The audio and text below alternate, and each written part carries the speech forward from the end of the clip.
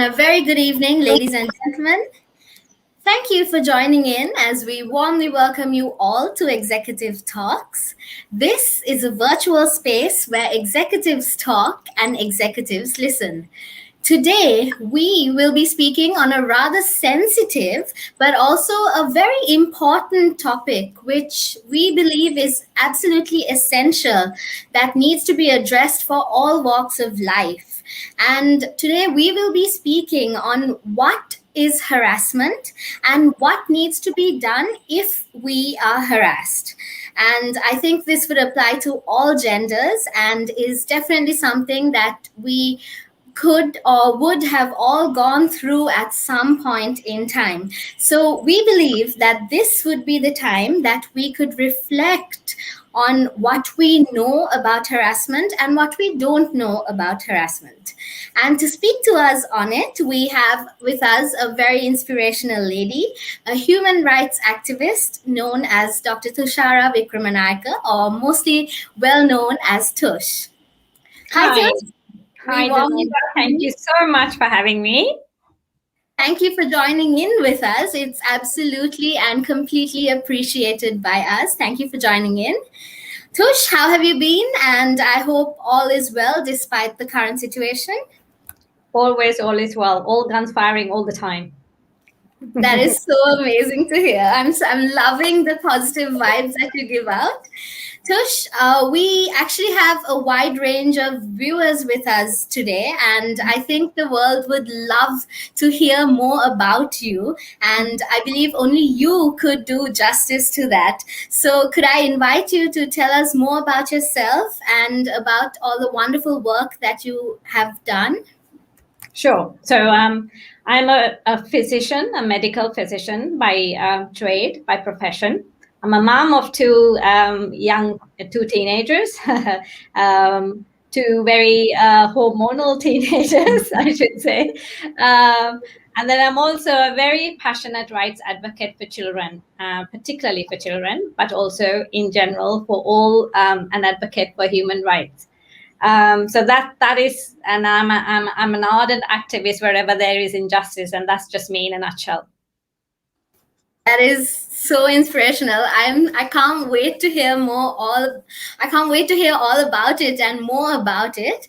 And so now that we know a little bit about you, let's dive into a quick rapid fire round so that we could get to know you a little bit more.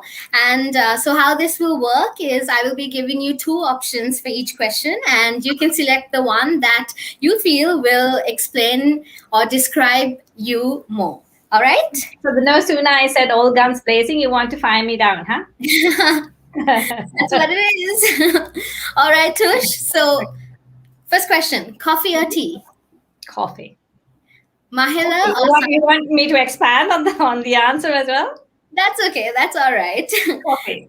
But the next question, I don't mind you expanding a little on. Mahila or Sangha? Well, I would say both. But I wasn't a follower of them because by the time Mahela and Sangha came into the cricket scene, I was well into my adulthood.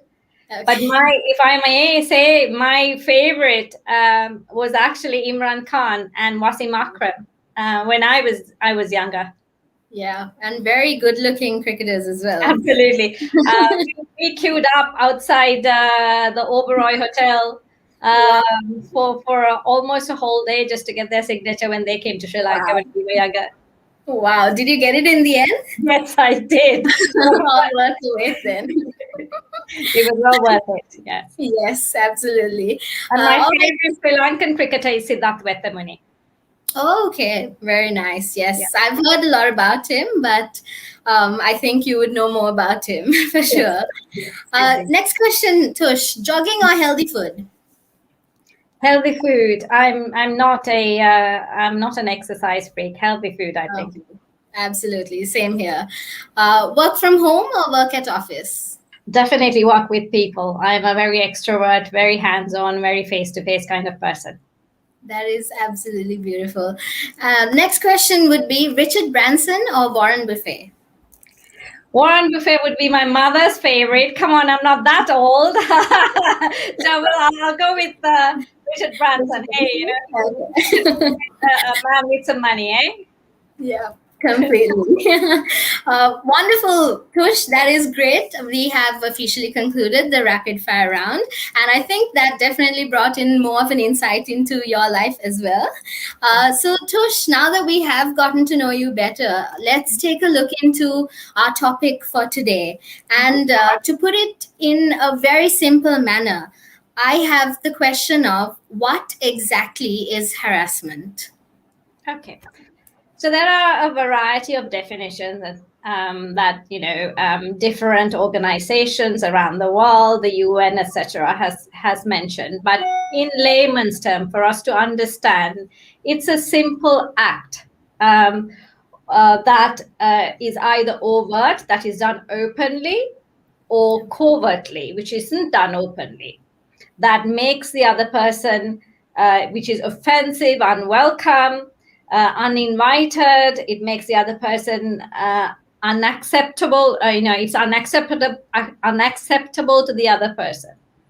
Now, it can be sort of argued. Okay, we'll come to that later in the conversation, I think. But it can be argued. What are the actual demarcations that this would be harassment and this isn't?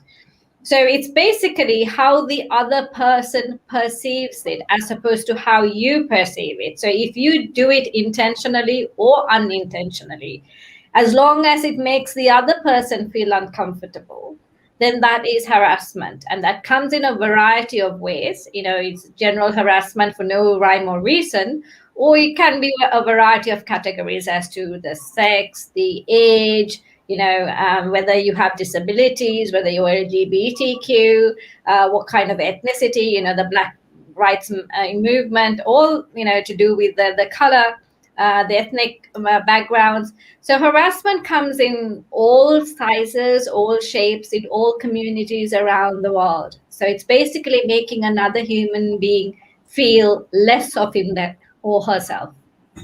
Okay. All right. Okay. I think that definitely sums up the most important side to it. And so, speaking of how it is something that is perceived and how we look at it, I have my next question to you, and that is if you feel like it's something that we are doing as individuals that could trigger it, and what exactly is it that we could do to not be harassed? Okay, so I don't agree with that. That is a bit like saying, "Ara illang kanawa." People saying, look at the way that she dressed, and that is why she got raped. So it's not something that we do that makes other people want to harass us. It's a problem that they have. But so it's not something that we do. But on the other hand, harassment is all over. On every platform that there is a human being, there is also goodness and badness. And even on social media, there is harassment even across social media. But mostly when we think about harassment, the most common thing is sexual harassment. And it's the women who seem to get more harassed. It's more common for the women. So for the purpose of this conversation, I'd like to hone in a little bit more on the sexual harassment part, because we all know that Sri Lanka has 52% women, and we are the ones who have the most disadvantage and the most worthy of being highlighted. So therefore, I think it's also common that it's the women who seem to get harassed more often, even on social media and everywhere else. So it's not something that we do that makes someone else want to harass us. So I kind of don't agree with that. There is a term. Let me remind myself what that term is. It's actually called rape apology or something like that. Bear with me. I just learned this morning. So let me tell you what that is as well. Sorry, I look like an old woman now, don't I? Wait. It's called a rape apologist, meaning that you normalize the way that a person looks, dresses, or behaves, uh, Okay.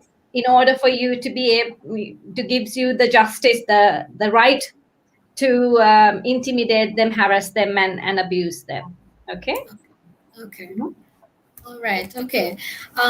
So that's a very interesting take on it, because which actually leads me to my next question, because what I was wanting to ask you is, if like, considering that harassment is taking place, what are the steps that we could take on it? Like, because it is, like you said, it's very common, and especially in Sri Lanka, it is very common, and especially in workplaces as well. So, in your opinion, what are the steps that we could take, and what should we do if we are being harassed?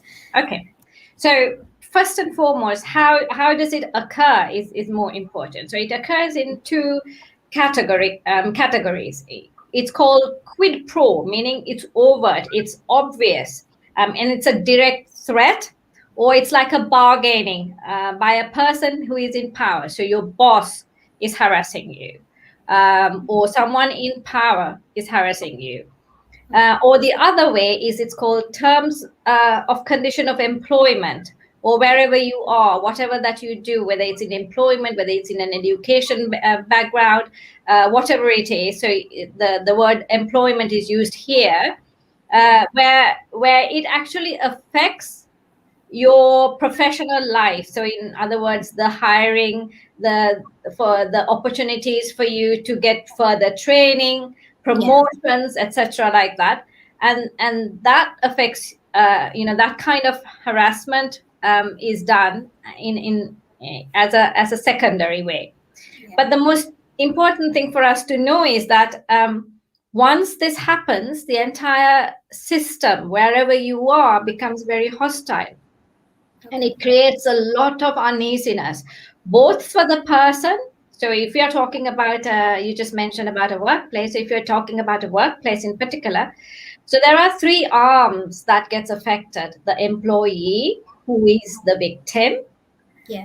the employer, who may or may not be the perpetrator, because it may not be the employer per se, but it might be somebody else who's also employee, like a chain commander, not the big man who's doing it, but another manager who's abusing. But then employee, employer, and the society. Okay. Okay. So it affects all all these three. So how does it affect the employee? So it creates psychological issues for these people. They get very depressed.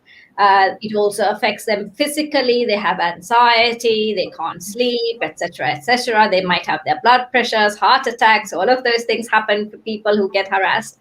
Their productivity, they don't like to go to work, they're constantly underperforming, Yeah. and their rights as just basic human beings is violated. And when Yeah. it comes to employers, you have a high turnover of staff because nobody wants to stay on. Okay. You are open to litigation, law, legal fees, etc.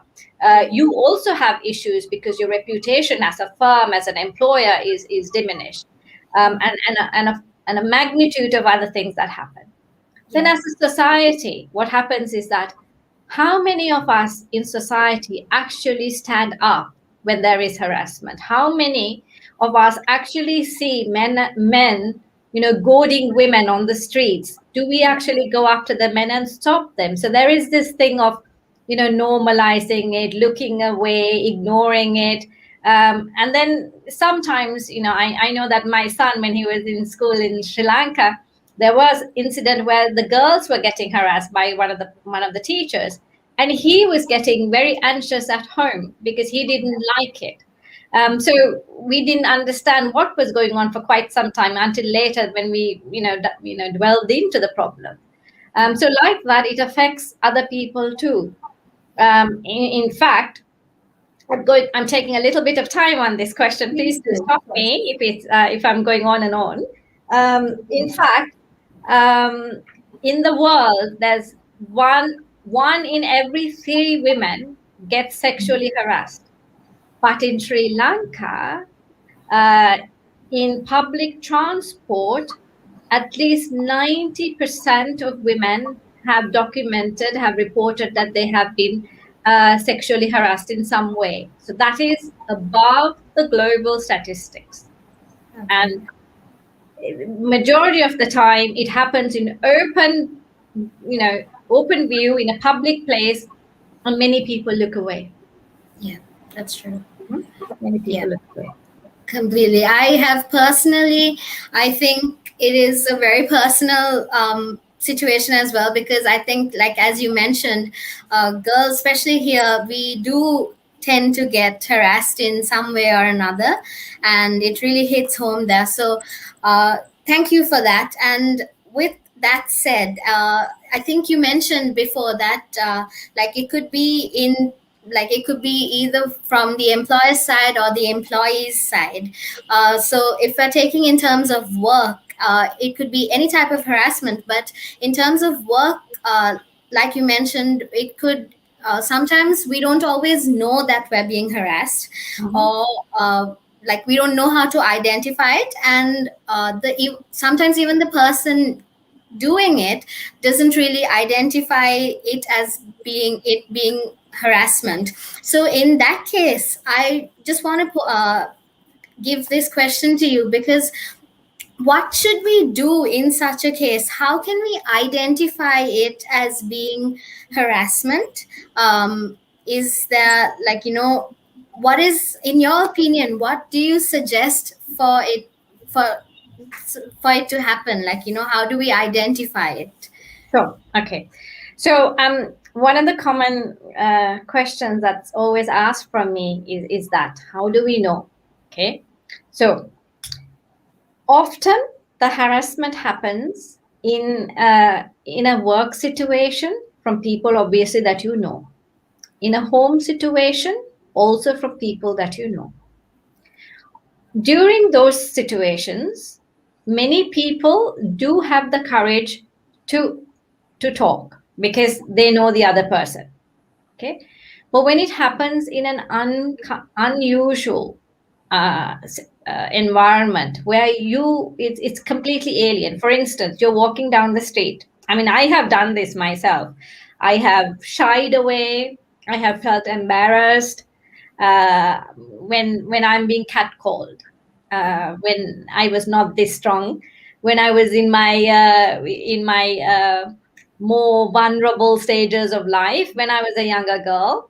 I used to quickly walk past. If Yes. somebody were to catcall me, Yeah. I would not look that way. But as I became more confident in myself, and as an adult, Nangi, kira, when they call me, I would say, yeah, yeah. I would automatically, respond. And you would see that they run a mile, they run a mile.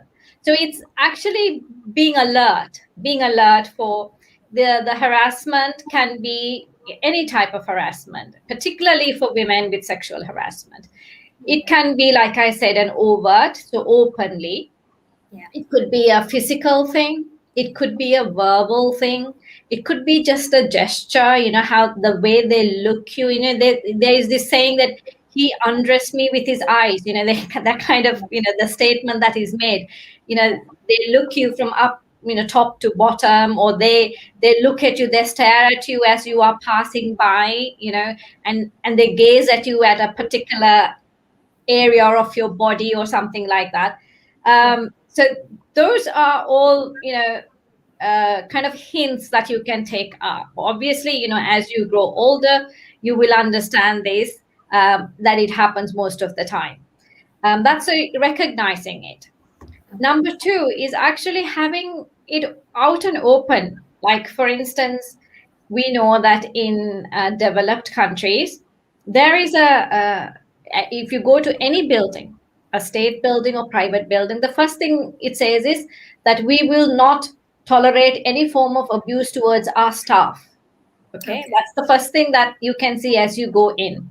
At the same time, if you want to avail the services either at a bank, a school, or anywhere else, the first thing they give you is a complaints mechanism, like a complaints thing. Like, if you don't like our services, here's what you can do, kind of thing. So it's something like that, that you also need to have as an employer, a harassment prevention, a policy that you have within whatever institution that you run, so that Yeah. people would feel comfortable enough to step up, speak up. Okay. Then in a bigger corporation, you would have the human resources department. So you can go and report to them, or you have a chain management command that you can go and report. But if your chain manager is the person who's doing it, then you are stumped a little bit. So it's actually having the recognition, having the pathways, if it happens for you to follow very clearly, Okay. then having the mechanism. Okay, once you follow and you tell somebody, then what? Ayo kaganangan pa? Is that what you want? Or is that what you want? Or do you want them to take action? So if they're going to take action, they must have a policy of action also written down, both in an institution, as well as if you were to go and complain to the police, then obviously the police needs to follow. So that sexual harassment in Sri Lanka is a punishable offense. It's a crime under the penal code. At the same time, it is also a crime against the Bribery Act. So if somebody were, for instance, wanting sexual favors in order to do something, to get something done, etc., that can also be considered as a bribe, is against the Bribery Act, and is punishable for up to 7 years. And with as a crime on the penal code, it's punishable for up to 5 years with a fine. And in an education institute like university, where there is ragging and where there's sexual nature of the ragging, once caught, according to the Higher Education Prohibition Act, it is punishable for up to 10 years. But the problem we have is the implementation part. That is where we all fail in our country, that we have these wonderful rules and regulations and laws, but when it comes to implementation, that is not there. So after that, once the mechanism is there, we then need to have a very good support system. So we need a support system where people can have counseling or any kind of other support mechanism. You might be at home, so you need some form of insurance to cover you, legal costs to cover you if it goes down that route. You need, for psychological support, counseling services, etc. And that's the system that is idealistic in a country. How much we can achieve that, I do not know, but that is what we should always be talking and striving for. Yeah. Okay. Thank you. Yeah, that is absolutely true, and very, very important for everyone to implement in every single country. But that also brings me to my next question, because especially in Sri Lanka, I'll just bring in the Sri Lankan aspect to it. And in a lot of companies, in a lot of organizations, even they may have a rule, like a policy that is written in writing, but it's not actually implemented, like you were saying.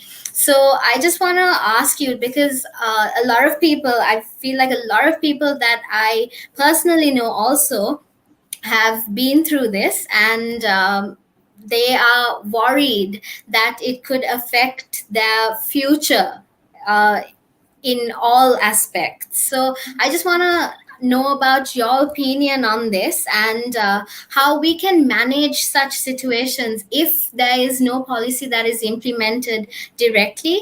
How do you suggest that we can manage such situations, and how can we take action against harassment without it affecting our work life in office and our career? Sure. It's a very tricky question, very sensitive, to be able to balance things out. Okay. For a start, you won't be thinking straight, because it's nothing more embarrassing than being harassed by a man for a woman, and vice versa. And if it's a sexual nature, then it's even worse. Okay. So the first thing is that you do not ignore. So once you have recognized the signs, once you have realized most sexual harassments are repetitive. And when it is repetitive, they also become more and more severe. And that's when it ends up in a crime per se. So the first thing you need to do is do not ignore. Okay. If you're uncomfortable, you can talk to them. You don't have to be confrontational. You can actually talk to them, the person, and say, I don't like the way you're talking to me. I actually, you're making me uncomfortable. Okay. But once you say that to them, that gives them more power in their head. And, oh, do you really? Why do you want to? Oh, really? So that might actually give them some ammunition, but at least you can sound yourself off and say, look, I don't like what you're doing, for a start. Okay. If you don't want to talk to them, you can send a message. Okay. Nothing derogatory that they can take a screenshot and take against you, but to say, please do not say these things. I do not appreciate it. And you can either send in an email or text or whatever way that you want to let that person know that you now realize that you also know that what that person is doing is not right. Okay. Once a person is sounded off, they do take a step back. Most of the time they take a step back. But then, there are occasions when things also tend to but what happens is that these people are naturally cowards. So what they will tell you is, if you do something, this will happen to you. If you say something, this will happen to you. So what they do is they coerce you and they instill fear in you. But the moment you step out, then their comfort zone is broken. So you need to let them know. Next, collect the evidence. Okay, collect the evidence slowly. If there's any way that you could record, even without a camera, with a camera, collect the evidence. And there were so many high-profile cases that you may have realized, Umindra. There was this lady doctor, who was supposedly assaulted in one of the southern hospitals. And harassed, if you remember that story. So she had the evidence on video. Then there was this other state public officer who was being slapped by the boss, and that went all over viral.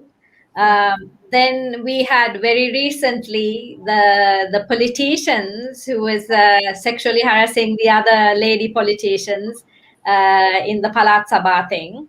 So they had gathered the evidence. So collect the evidence. That's most important. Then you have to make a report. You have, people think that if I make a report, like you said, it's going to get worse for me. What will happen? But if you don't make a report, that may also go against you. So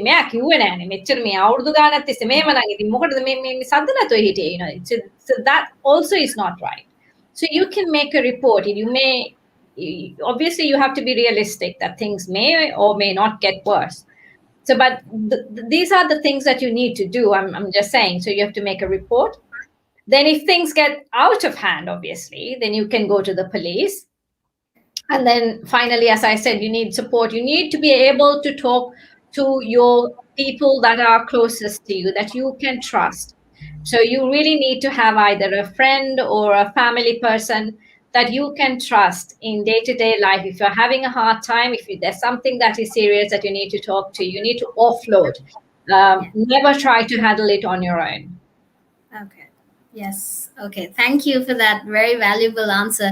I completely agree with you. And I just have one more personal question for you. And that is because, especially last year, I believe last year, there were very powerful advertisements that were coming out on Women's Day.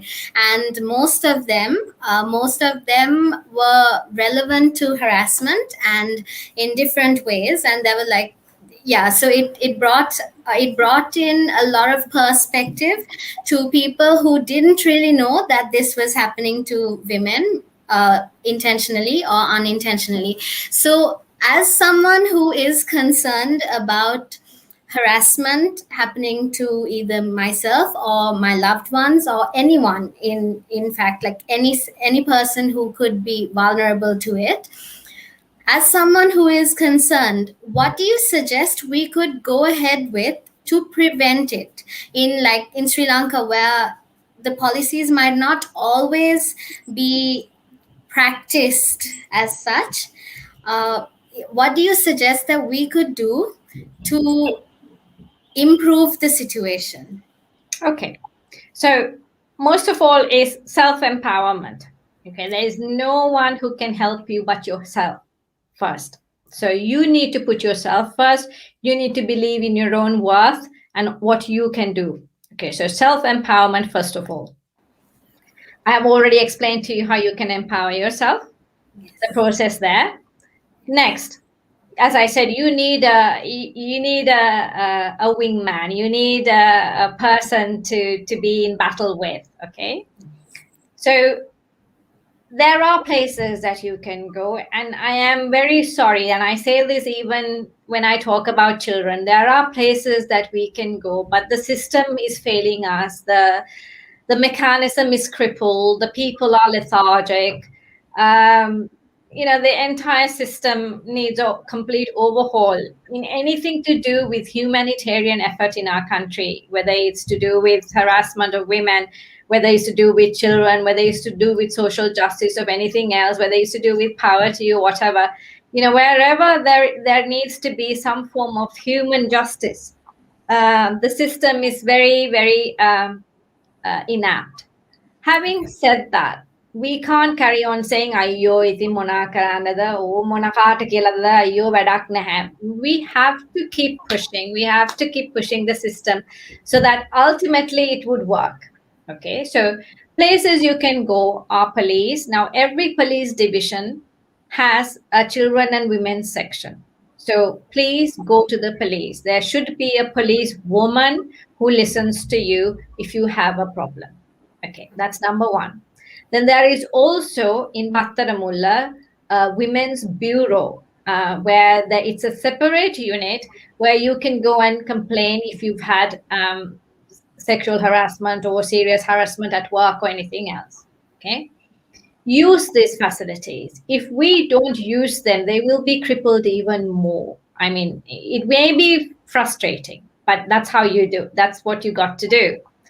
Number 3 is that we have so many organizations. I can think of Women in Need as one, and so many other organizations that are willing to help. If Bakamuno is another organization that you can reach out to in cases of harassment for women.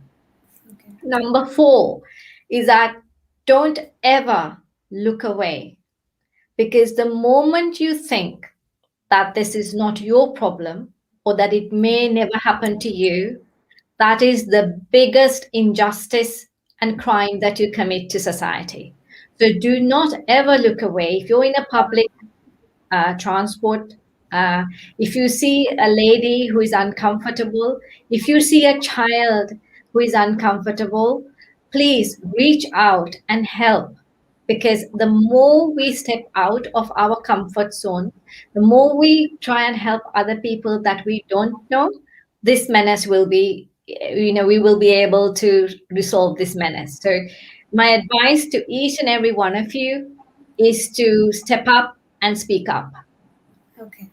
All right. Yes, completely. I really do hope that a lot more people will speak up. And okay, so with that, we'll move on to some of the questions that we've got. So one of the questions that we've got is relevant to, it's actually very appropriate as well, because we've spoken a lot about children and women being harassed in different ways. But there are also situations where harassment with more of the male, with men have come up too, and it has come up very regularly as well, both in work and in the normal aspect as well. So in such instances, because I think the common belief is that men don't complain about something like this and they try to overlook it. So in your opinion, what do you suggest they should do, and what do you suggest men as a community could do to overcome this situation?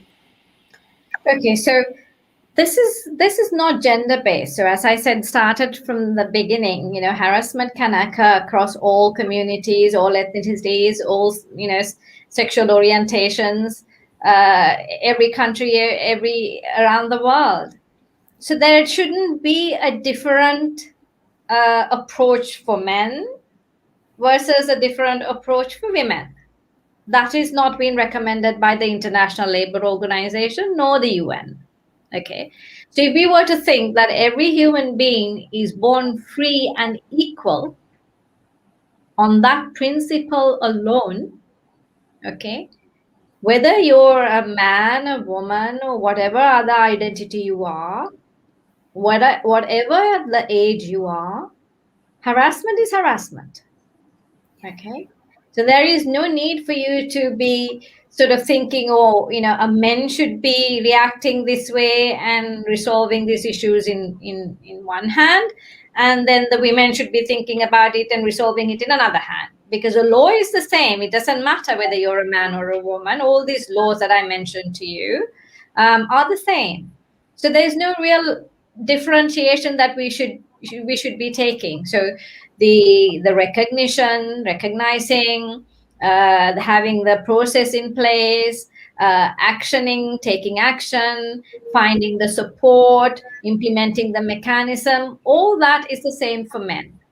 But I do appreciate that men sometimes become very macho. And in fact, I have seen both women. I am somebody who comes into social media harassment on a daily basis. I'm telling you, if there is a day that I don't get a message or a tweet or some kind of comment in any forum against me, that would be a miracle. So now I don't even count. And now when somebody sends something to me, look, someone said something like this, I just delete. I don't even go to a page and look at it anymore. I just delete whatever I get. So when that happens, when you've been in, I realize when that happens to me, if it's in a social media forum, often the first person who throws a stone is a woman. That's been my experience against me. Okay. I always see a woman starts, throws the first stone, and then suddenly everyone kind of jumps on the same bandwagon. And I see that these are women who are very kind of, I see a repetition. I see them doing the same thing to others. So I tend to look at how they behave, and I see that they're doing the same thing, and I see that they're wounded souls themselves. So what happens is that often the people who get abused, they become abusers themselves, and that's a very common thing that happens. So most of the time, if we don't act on it, if we tolerate it, we will end up being abusers ourselves. So please don't, whether you're a man or a woman, there is no need for you to tolerate anything. There's no need for you to think that you need to be any wiser or braver or anything else like that. You just need to stop. You need to empower yourself and stop. If you can't do anything, if you don't want to do anything, walk away. Do not be in that toxic environment. Do not be a victim and then be, later on say, okay, this happened to me, I was unable to do. If you know very well it's happening, and if you don't want to because you're afraid of the consequences, then walk away. After you walk away, you might get the confidence to do something about it. Often that's what happens. Now children, we say, okay, take them out of that school if it's such a toxic environment, then you're able to speak. And now very recently I saw of a certain girls school, of a principal in a certain girls school, leading girls school, I think over the last few weeks, where there are so many stories coming up about this principal. But that is only happening because these kids have now come out and they had the courage to talk about it.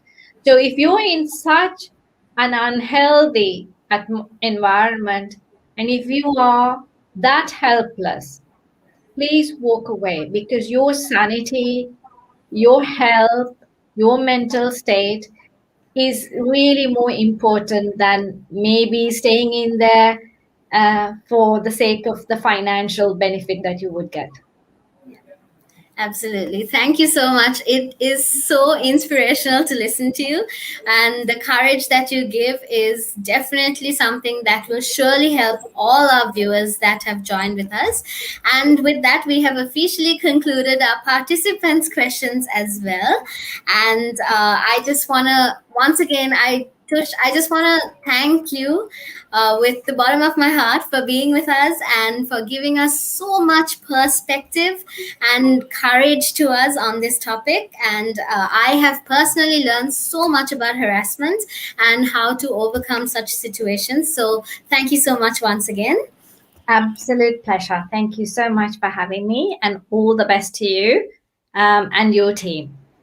Thank you so much. And before we conclude, I would also like to invite all our viewers to stay connected with us in the future as well. And as always, we would love to get to know more people from all around the world. And if there is anyone that would like to share their expertise and knowledge via executive talks, please do connect with us via the WhatsApp number that has been displayed here right now. So please do connect to us via the WhatsApp number. And on that note, a huge thank you once again to you, Tush, for joining with us. And thank you to all our wonderful viewers as well. Please do stay safe, stay home, and make sure to take all the necessary actions that would keep you, your loved ones, and everyone around you safe enough to overcome this pandemic. Thank you, and very good night. Take care.